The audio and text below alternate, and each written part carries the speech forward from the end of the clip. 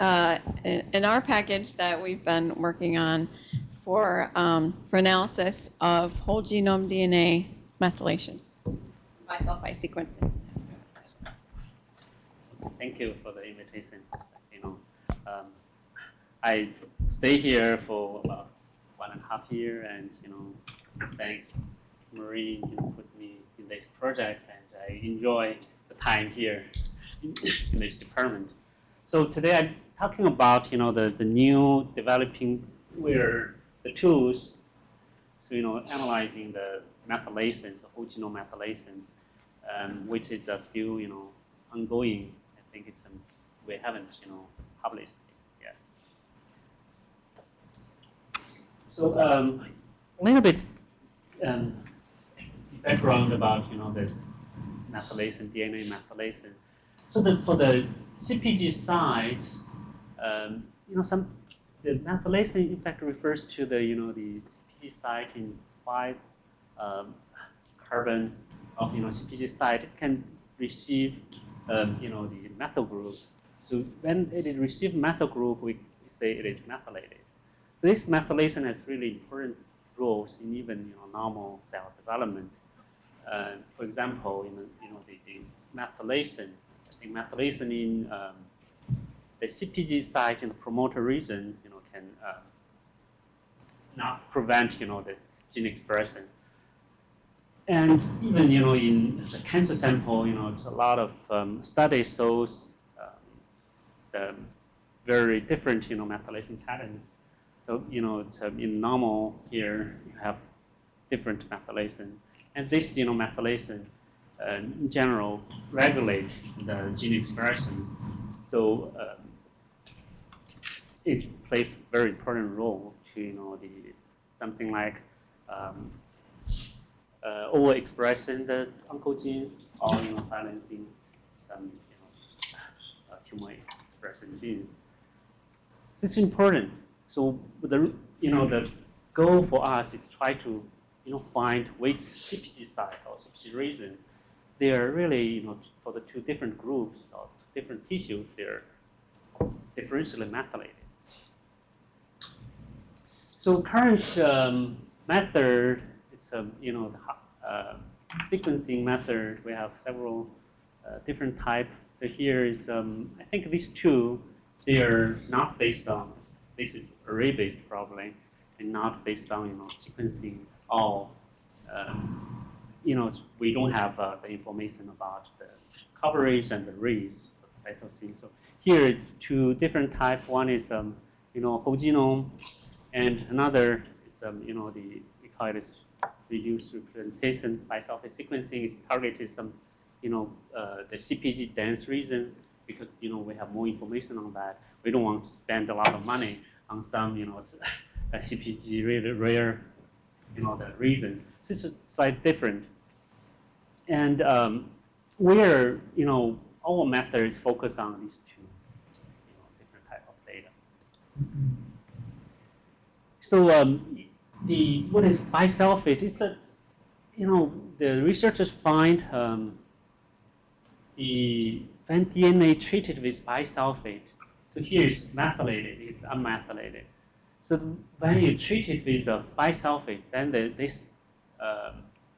the cytosine can change to uracil. And if you're using the sequencer, then it's read as the thymine. So if it is methylated, then it's resistant to this conversion. So still so as the cytosine.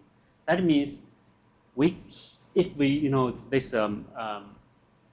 the bisulfite technology along with the next generation sequencing technology, we can study the the methylation difference at the the single CpG site resolution. So currently we have 2 papers published. It's interesting. In fact, one is called BISULFITE, another one is METHYLKIT. They published in the same journal at the same time, I think in the same issue.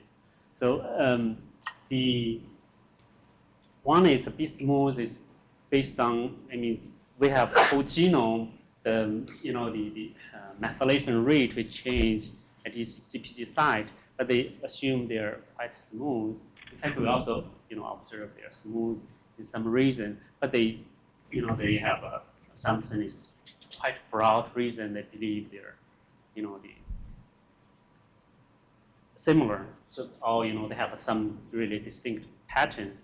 So that is reason they use the smoothing technology, but they didn't provide any statistical like p-values. You use this statistical result to adjust or to define their CPG or differential methylated CPG site. And another one is call it METHYLKIT. They use very simple statistical model, binomial model. Then they have can give us statistically the p-values, FDR, they can adjust. But we found this method, in fact, they based on binomial. That way they didn't consider the variations. If you look at the methylation rate, then you can find they change different samples, even they are in the same group, like it's all normal, or even they're similar cancer, like same subtype of AML, their methylation rate in the same single site is quite different. So we need to consider how to incorporate another parameter, or how to change our statistical model to identify or to incorporate this information to give us better understanding of the differential method reason. So for example, this is METHYLKIT's model. This is they use logistical regression. So they only have two groups, and in this case, if we look at the data, so I already mentioned about this is coverage, this is the number of CPG size, the CPG the cytosine rates. So you have this looks like binomial proportion. We are trying to identify the proportion. So in this case, if you look at the final result, so it seems like the site 2, they are differential methylated compared to here. They don't have any difference. But if this one is different reason, so here, if we calculate based on this the binomial model, you can see 30%, 74%, and 34%, 71%. This guy probably also identified as a differential methylated reason. But if you look at the data itself, you can see that all the samples their methylation rates are totally different. It's almost 0 to almost 1. So in this case, if we are thinking, if we use this binomial model, we probably have even significant p-values in this situation. But if you really read the data, it seems like they are probably not differentially methylated, because you have such a large variance across the samples. So this is some kind of motivation. We try to more focus on this type of the DMCS, differential methylated sites, instead of this. Group B could be non-homogeneous though too, yes? Right. So it's because we try to consider, to different group. In general, we are comparing the mean of two, but we are not trying to. We need to consider the variance between different heterogeneity variance. So the goal is we try to develop the tools we can use both in reduced representation by surface sequencing or whole genome sequencing, and also we try to consider, because the coverage still give us the good the estimation of the single site for the single sample. We need to use this coverage information along with the variation of the different sample. So another one is we try to like B-smooth, they combined different. They believe the smooth change. We also somehow we also believe the methylation rate smoothly change across the sample. So we also give an option to use the local information. This is input rates. So we have this is our some kind of the data. So we have coverage here. So percentage, I think 25%, frequency C, so that is methylated CpG rate proportion, and we have bunch of this kind of data that we use this type of data to do the differential analysis. So our approach is the beta binomial. That means if you're thinking about the cytosine rates, they have proportion pi, true proportion pi, then it's a binomial distribution. So this is, as I mentioned, it is the METHYLKIT binomial model. You believe all the pi's are the same for the different sample. But we put another parameter. That means we don't believe the different sample they have exactly the same methylation rate. They are from some kind of the distribution instead of exact. So we consider this this pi comes from the beta distribution. It is we say xi is beta binomial distributed. So it is also called a binomial, I think binomial beta mixture. So we have a complete formula and the PMF here, and we have the mu i's. It is another parameter here. We just reparameterize this mu g because we are interested in this mu g instead of the alpha beta. Then we have a test. So we test whether the mu I, so mu 1 from one group is the same as another group. So based on this model.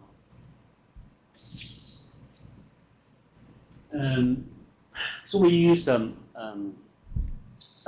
approximation method instead of the exact method.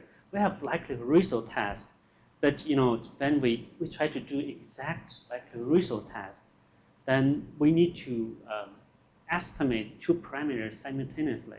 That is not that easy, considering we have over mailing, probably more than mailing.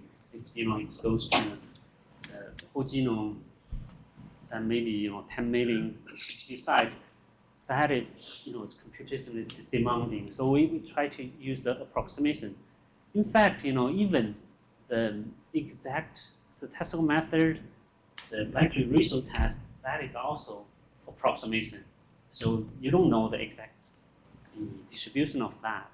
It's still approximation. So why you don't use another approximation? It's really similar to that, and you can speed up your computing time. So that is the reason we considered we are estimating or comparing the methylation difference. So in this sense, our dispersion parameter is a nuisance parameter. So we estimate the nuisance parameter first, and based on this nuisance parameter to do the likelihood ratio test. But before that, if you re-estimate this theta, then we can approximate with normal distribution or chi-square 1 distribution. That is a normal square distribution. So instead, we estimate this dispersion parameter first.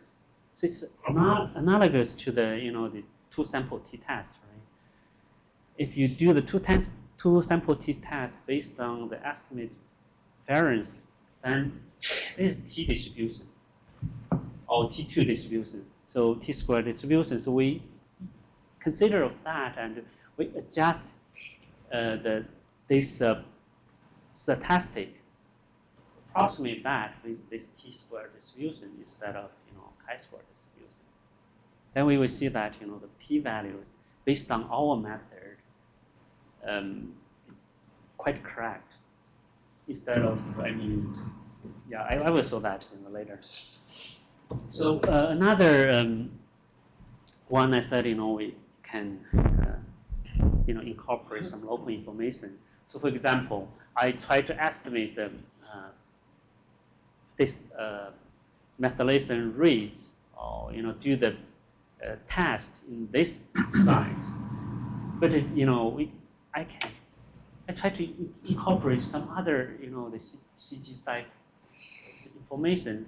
That means I can use this weight function. So I don't give every nearby CG site exactly the same weight. So give the closer one more weight, the far from this site I give less weight. Then I can use this weight function and this weighted likelihood function can estimate this dispersion parameter. So our METHYLKIT, to give you an overview of our METHYLKIT, so we have already shown the input data here. So we have a bunch of input data, different conditions, A or B. We have a read functions. We read this data and we make the potential data format to be used in our method. And also, I didn't mention this one. So we can also tile data. That means instead of we do the the single site data analysis, we can also tile some region the data. Then we can do the tiled analysis. So you can also have the combined local information. We do the t-test, and in addition of this differential methylator analysis, this is our main function. Except that, because we think it's really good to give some annotation, so help the researcher, biologist to understand the data. So in this sense, we also provide annotation and also data visualization, and we also included the enrichment test. So for the we try to consider the transcription factor binding site. So which transcription factor binding site are enriched in the our identified differential methylated CpG sites. So I will use based on our communication and the data analysis. I gave you how we can use our tools. So to estimate our the p-values, whether p-values under the null, whether that is well calibrated or not. So we did the permutation. That means we have 21 AML samples. Then we are in each DPG site we have up to 21. We just randomly permute. So this pair, CP site pair and covered pair can go to another place. This can go to another, go to somewhere. So permute each site you use different the permuting number. So it goes to different sites. That means after I do this permutation, what we expect is no difference, right? Because I permuted everywhere. So then that is the null distribution. So we try to think about, calculate the p-values based on our method and the other method based on binomial, and we see what happens here. Whether it is because under the null, the distribution of the p-values will be uniform. So here is a comparison of two methods. One is binomial based, another one, black one, is our, the METHYLSIG. So we have expected p-values because we have bunch of, a lot of millions of, the size. So we, under the, the uniform, we still can, observe really small p-values. This is, the scale is log 10 p-values, and this is expected log 10 p-values. We hope, the two p-values, they're in this expected line. So we can see that, our method, then the number of samples here is 4, and up to 21, right? Up to 21 here, you can pretty much sure after, we have more than 6, maybe 7, then our p-value is really close to expected one. So that means our, the adjustment of p-values is correct. But to consider, if you really based on binomial distribution, because we really found, our ML samples, even at the same CPG site, the methylation rates are totally different, quite different. So that means, they're heterogeneous. So in this heterogeneous case, if you use the method really based on, they're homogeneous, then the type 1 error is really exaggerated. So how exaggerated is that? I put, the 4 plot here is the sample size. Number of sample size for 10, 15, and 21 is everywhere. Look at, it goes to this line, but your expectation is here. It goes here, expectation is here. That means indeed I checked this one, so you can find if you based on the binomial model in this quite heterogeneous situation, you always found about 41% of the CPG site are identified as a differential methylated region.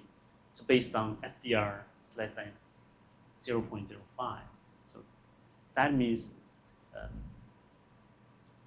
these METHYLKITs have a problem in this heterogeneous situation, but ours is quite well.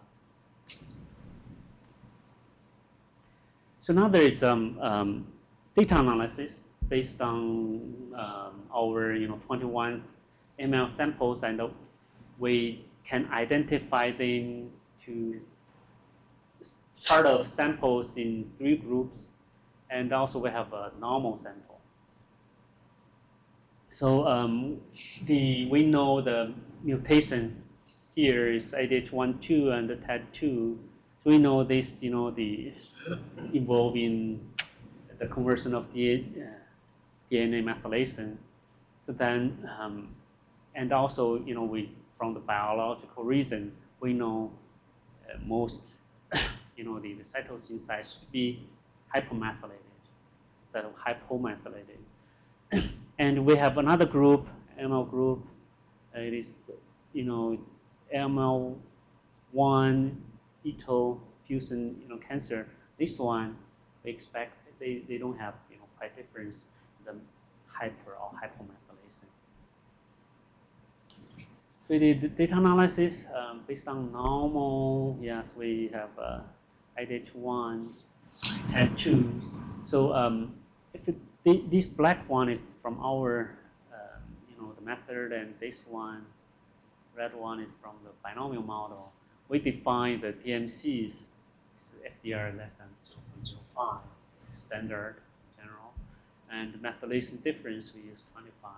If they're really close, then we don't really include them as a differential methylated reason. So what we found, as we expected, because the binomial model exaggerated the type 1 error, so they found much more differentially methylated CPG sites compared to our method. And what is interesting here, yes, we expected. We found mostly hypermethylated, but here they're approximately the same as we expected. And another one is based on other publications about these two mutations, so ADH1/2 mutation and TET2 mutation. A lot of researchers find this one has a severe effect on the DNA methylation. So that means you should expect, you found more differential methylation site in this comparison compared to this TET2. So we also find this, but if you use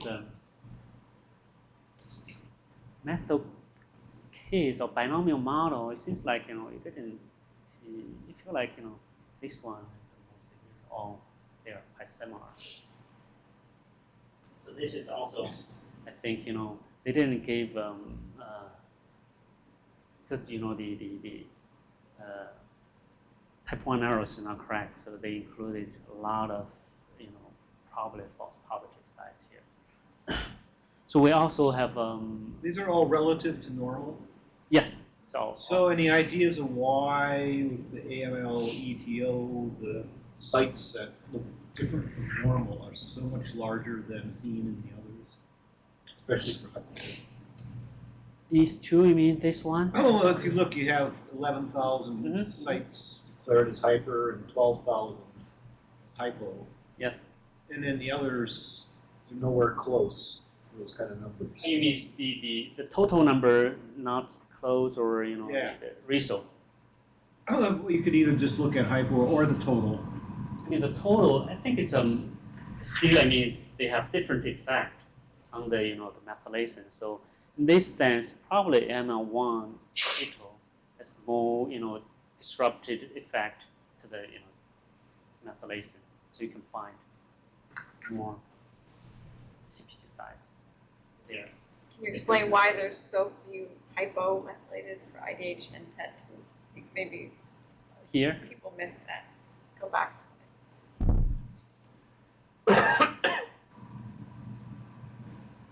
Do you want me to explain? The IDH1 and TET2 are involved in the demethylation process. So when either of those is mutated, the cells have trouble demethylating. And so we expect the great majority of changes to be hypermethylated, not hypomethylated. With TET2, there's a couple other TET proteins that can partially compensate for the loss of its activity. And so that's why we don't see as high of a ratio for TET2 as for IDH1. With IDH1 or 2, it kind of completely loses the demethylation process. Okay, so I said we have another options, so we can. It's a little bit complicated to pretend we can use because we found even here when you compare normal and IDH1 or TET2, the cancer sample in general they have more heterogeneous compared to the normal. So we are thinking if we use use the variance estimate from the normal and we combine the local information, we may identify more sites where the cancer sample may be quite heterogeneous site. So that is our goal. We try to identify this possibly can help the clustering the different type of cancer. Is there RNA-seq data from the same samples? Same cell samples? From RNA-seq from the same sample? The same cell? Yes, right. It's all the same. No. Is there RNA-seq data also? I don't think so. RNA-seq, no. RNA-seq. It'd be fun to correlate with the locations. She might have microarray data. Or at least most of these things. We haven't incorporated that. So we, we have, I said, we have the 544. So I mean, we try to think about whether we really can classify or we can identify clustering these, for different subtypes, like normal, 2, 3, 6 different subtypes, we can classify that based on our, the DMCs. So I did, analysis based on 13 cancer sample to normal. They found bunch of DMCs. Then based on these DMCs, methylation on these DMCs, I did, clustering. This is based on correlation of, the differential methylation CpG sites I found. So it's pretty nice, and it seems like, cluster pretty well. And I checked, the label here. It's amazingly well. This is normal, one group, ADH1/2 in another group, TET2. TET2 seems like not really correlated, but still really high. Here the weight is really high, but distance really high, but still, the clustering is one group, and it's only one, the outliers here. But I asked, my collaborators about this. They also found this one looks more like beetle instead of the ADH1/2. So it seems like perfectly, the classify this, and that is the reason I think if we really use, the one group with a quite stable variance, then we can probably help to clustering the heterogeneous, the cancer samples. So next one is what compared it is p-values and based on the methylation difference. So you can see that over p-values is in general less than 10 to the negative 8, but this guy can go to negative 300 already. Mentioned that I put the FDR less than 0.05. We can identify about 0.63% as identified the DMCs if we only consider the FDR statistical the statistics. So this guy gives you 40% wrong, and I think this is probably the reason the developer of this method, they need to use the cut point of 25%. So I put the 25% here. Then I think these two parts can be identified as DMCs. They don't include this because they found too many sites. So that is around 0.51, and then they reduced from 40% reduced to that. This included about 80%, but we only if we also use the 25% cut point, but then we only exclude about 20%.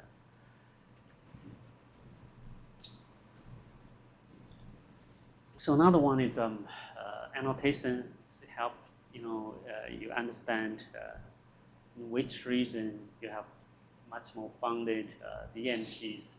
So for all the CpG sites which are used to identify the DMCs, you can find about 50% from the CpG island, but this proportion goes to 62%. in the identified DMCs. That means we found, more the cancer. There are two reasons I think here. It's really, the CPG side, CPG island. They have, much more, the distorted CPG methylation. But another one is, in general, you have much more reads in the CPG island, so you have a much more power to identify the different methylation difference.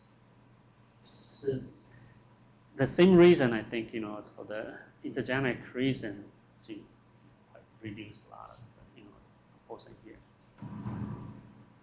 So another one is we annotated this to the gene body, but didn't see any difference.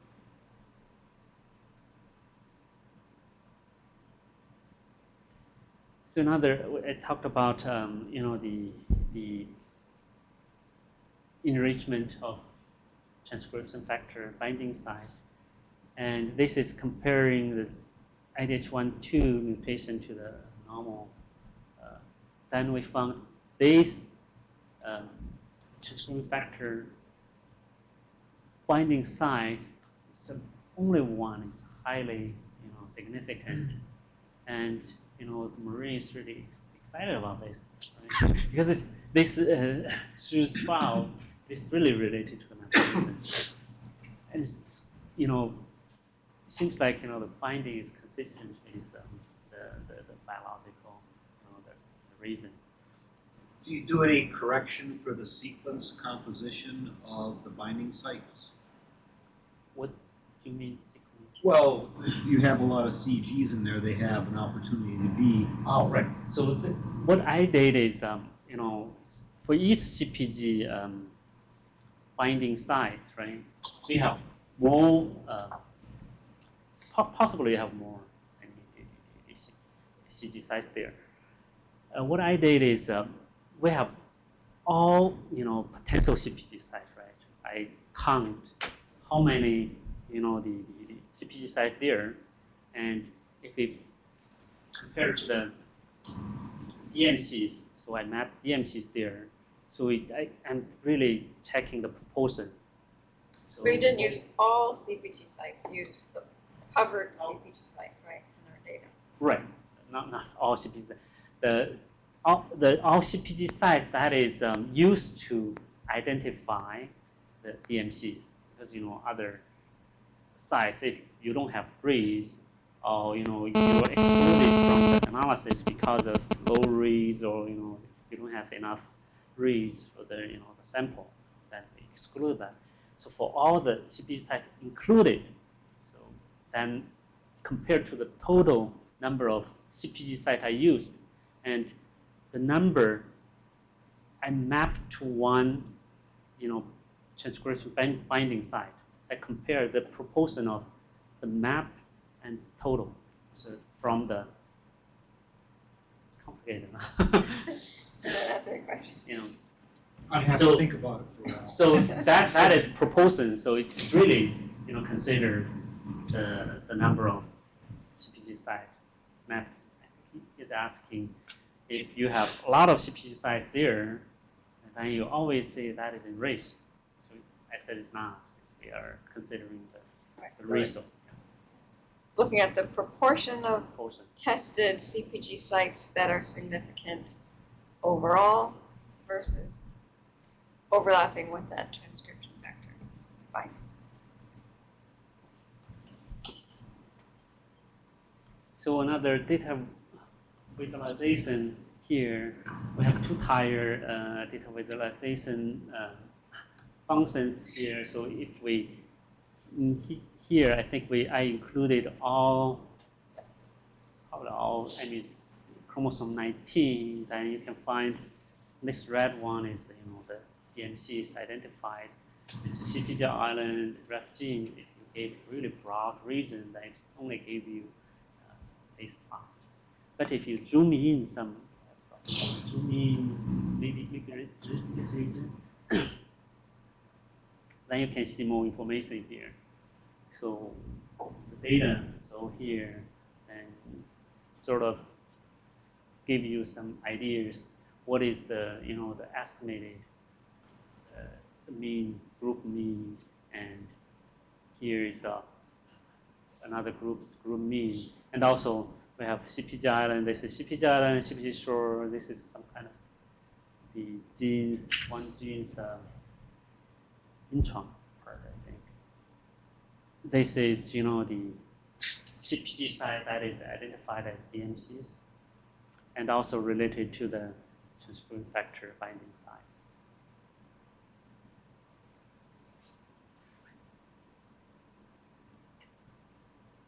So the summary for the DMCs, I think the comparing to method, one is beta binomial and binomial. We found binomial tend to be influenced by the coverage. If you have a lot of reads in that area, that one is really influential. But our METHYLSIG is more likely to pick the site with the large methylation change instead of the high coverage. So binomial model, they don't consider the variation between the samples, and they also identify the site with really high variance between samples. But ours is it's sort of consider that if you have really large variance between samples, then we try to exclude and give very large p-values. So yeah, I put this one here. Sort of try to understand why we need to local information here.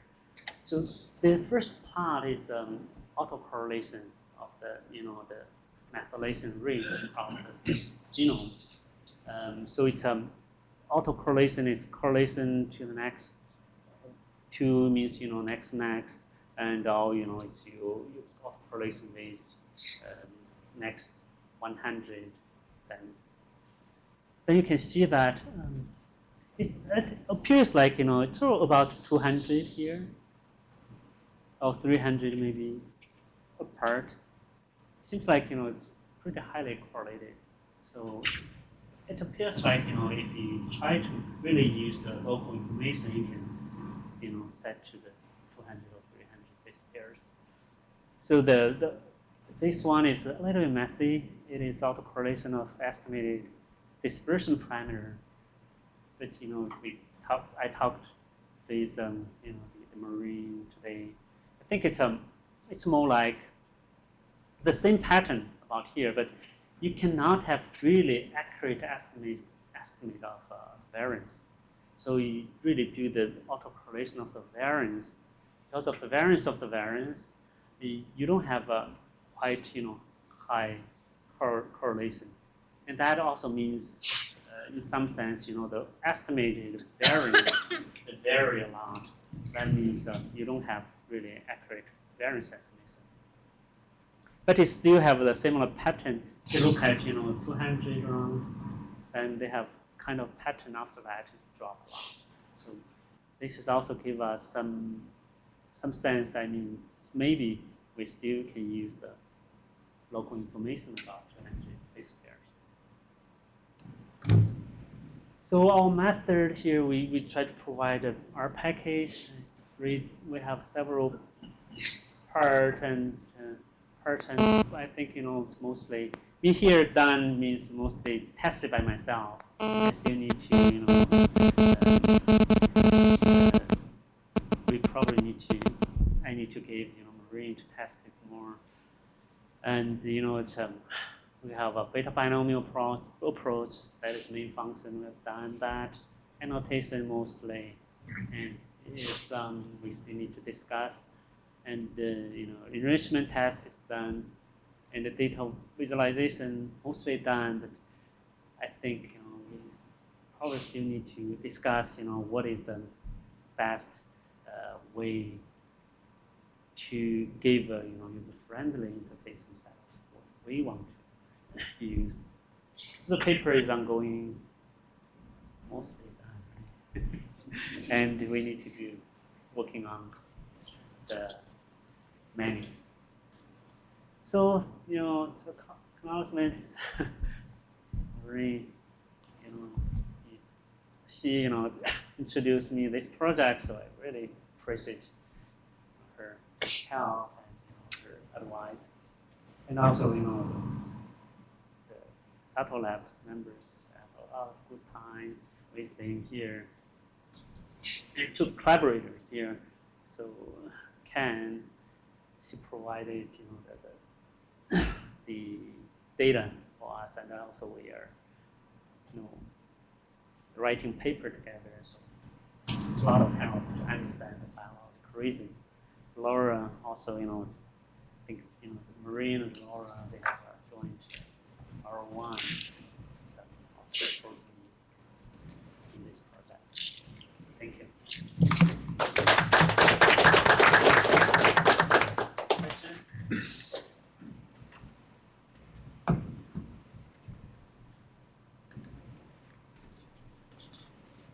Is there any way to also analyze this data to see if you have a bimodal distribution within one of your samples? The examples you gave didn't have enough to do that, but I'm just wondering, because you had this result and said, oh, well, they think maybe this thing was misclassified. I was just wondering if you could look at stuff and say, oh, well, this group actually has what looks like two subpopulations. Well, that's kind of what our normal only analysis is trying to get at. That is So, taking some size with potentially heterogeneous. I think you didn't explain how we got the sites that were clustered there, did you? Yes, yeah. So- We included. We're comparing the normal to whole bunch of set, assuming we don't know the heterogeneous or not. We just say, okay, we compare these two. Then we identified a lot of DMCs. We only use these DMCs to try to, the information in these DMCs to classify these samples. Is this from the normal only analysis? Yes, that is normal. Right, so it's not just DMCs, it's DMCs using only the normals to estimate the variance level among So it's among the making an group. assumption that they're going to have the same. So it allows heterogeneity to occur among the tumor samples, so that it could be that only a subset of the tumor samples is differentially methylated at this site. Yeah, Because the normal samples tend to be much more homogeneous. Stable. Yeah. And so this is saying, using only the sites that you identify by estimating the variance using only the normal samples, okay. you're able to classify these Wow. subtypes without any prior knowledge. And the IDH1/2, yeah, we just learned today in our meeting before this that one also has some additional mutations that are Baseline. known to be important, Yeah, which so we didn't baseline is take into this account, and which could make them look different apparently. That means this one really, different compared to that one. So yeah, so that one IDH1/2 is an outlier, not just in terms of methylation, but also in terms of genetic mutations. Well, that's kind of where I was heading, is finding Yeah. the Well, subpopulations that maybe need to be Look different. looked at differently, but they really may have other mutations. Because that.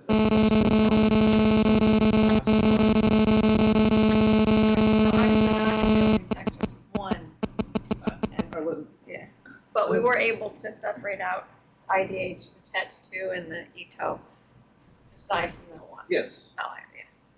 But I was looking at more at the, instead of clustering, you're reducing everything to a number. You've actually probably got a vector. Yeah. Is there a correlation? But looking more site by site, if there was a way to start detecting self-populations. Well, I guess from this information, you could pick out what are the top sites then that actually distinguish these and come up with a lower dimensional classifier.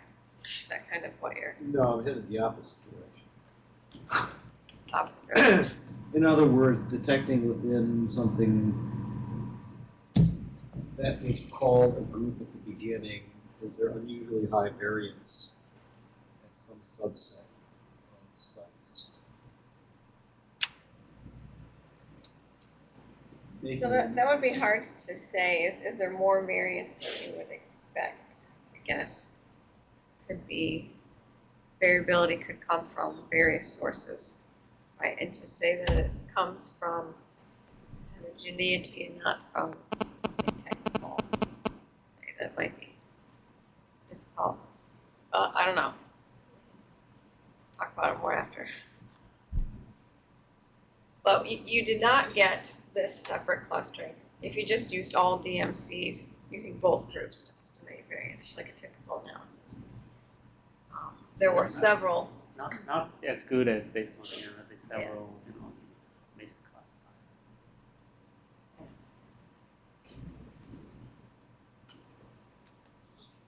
Thank you. Thank you. Thanks.